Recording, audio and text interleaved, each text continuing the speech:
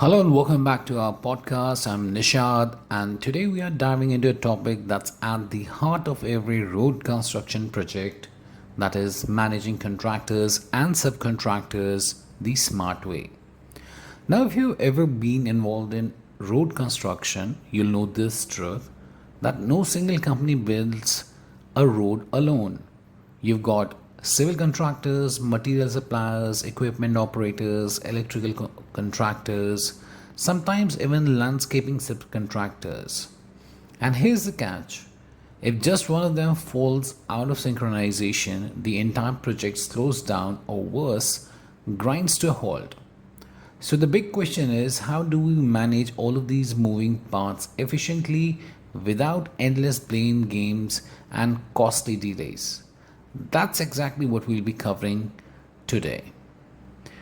Now, picture this, that you're managing a highway expansion project. The asphalt supplier is delayed by 2 days. The electrical subcontractor insists that they were never updated about the new schedule, and the equipment operator wants an advance payment before mobilization.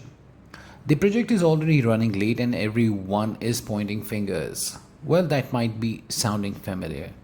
And you're not alone, basically. This is one of the most common bottlenecks in the road construction.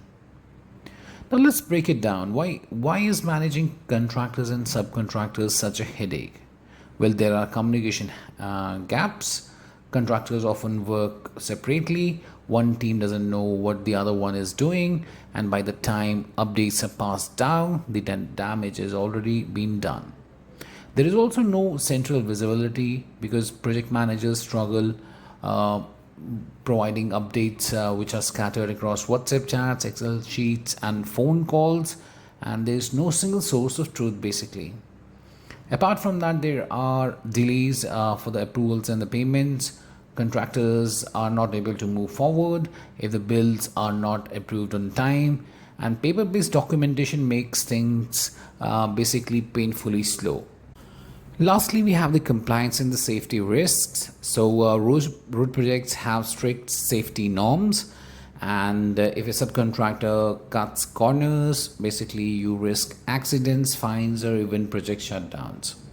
And the result, you have delays that are piled up, costs are shooting up, and ultimately the client loses trust. Now, let's talk solution. How can we manage contractors and subcontractors the smart way? And the answer lies in digitization and centralized project management. And here's how it works: we can have one central system for everyone. Instead of each contractor keeping their own records, you have a shared ERP or project management platform. Everyone logs updates in real time. Now you can make use of the Odoo ERP, and it's the best solution that you can have for the EPC industry.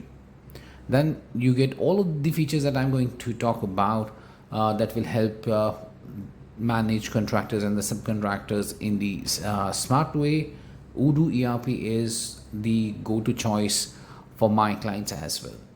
Alright, so we have role-based access, and contractors basically see only what's relevant to them. For example, the asphalt supplier updates delivery status, while the electrical contractor marks work completion. You get real-time dashboards, and as a project manager, you see instantly who's on schedule and who's lagging delays, and these delays are flagged before they snowball. You also get integrated procurement, so materials like cement, steel, or asphalt are tied directly to the contractor timelines, so there are no last minute shocks. You get mobile friendly tools, so the on site engineers and the contractors can update progress through mobile apps, and there's no need for them to wait for the office reports. Apart from that, you also have the automatic documentation. So bills, work orders, and the compliance certificates are all uploaded digitally. This avoids any of the disputes later. In short, instead of chasing updates, the system pulls them to you. Now, let's be real. What happens if we don't improve the subcontractor management? Well, projects that should finish in 12 months stretch to around 16 or 18 months. Budget overruns by 15 to 20%. Contractors demand more payments because of the inefficiencies. And worst of all, your reputation as a project executor takes a hit. For government funded road projects, this can mean losing future contracts, and for private firms, it means shrinking margins.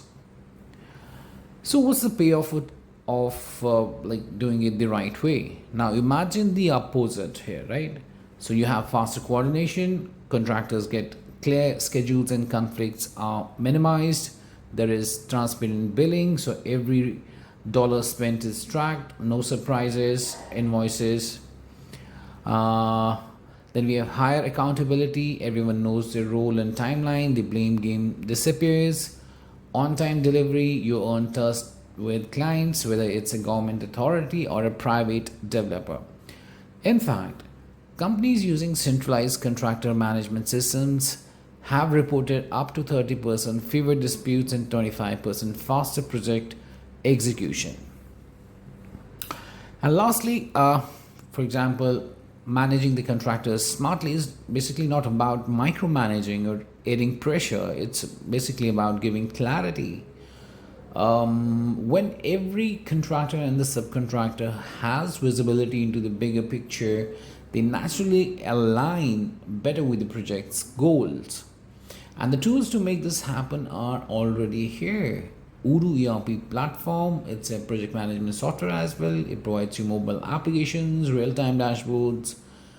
But the real challenge is whether you want to adopt and simplify your processes or not. So, if you're a project manager, contractor, or even a policymaker listening to this particular podcast, remember that the future of the road construction doesn't just depend on better machines and materials. It basically depends on smarter management. And by digitizing contractor and subcontractor workflows, we can move from chaos to clarity, from disputes to collaboration, and from delays to on time delivery. Thank you for tuning into today's episode. That was managing contractors and subcontractors in road projects, the smart way. And if you found this valuable, do share it with your colleagues and subscribe for more insights. And do let me know what's the biggest challenge you face in managing subcontractors. I'd love to feature your stories in a future episode.